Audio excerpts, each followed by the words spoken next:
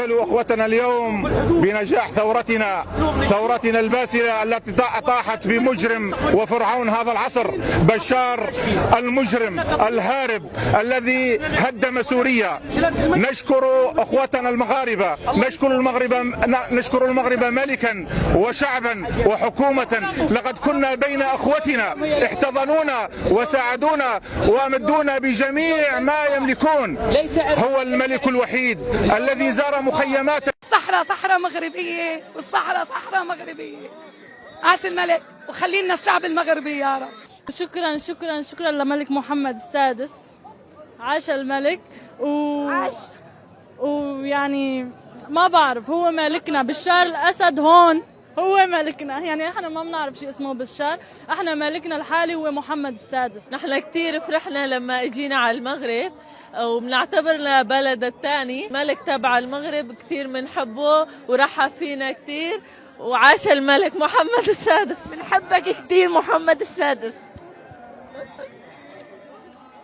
المغرب شعب كبير، المغرب شعب كرم، وشكرا للملك محمد السادس. الله يرزقه، الله يخليه. الله يخلي لنا ملكنا محمد السادس، نصره الله.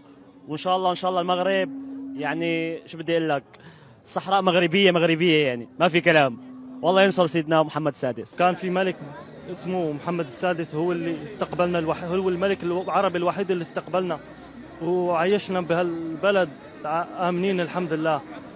ما كان في ملك، بتوقع انه ما كان في ملك غيره، انه هو اللي.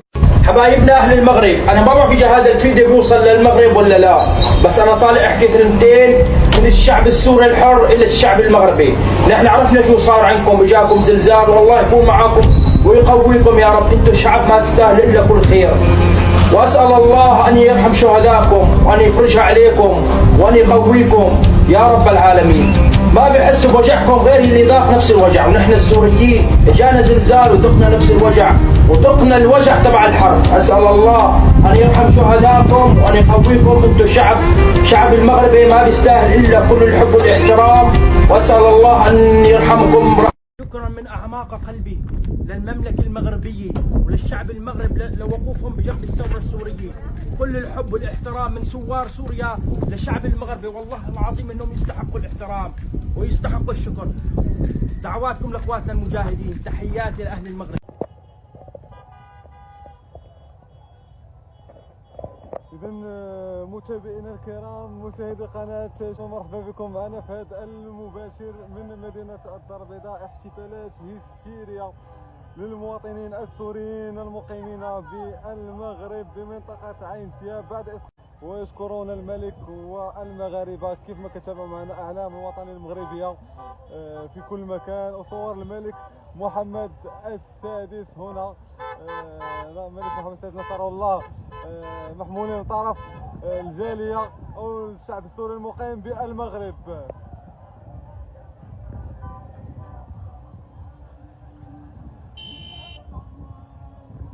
إذا متابعينا، صورة أمامكم، احتفالات أجواء جد رائعة بالأعلام الوطنية والأعلام السورية هنا من منطقة عين دياب.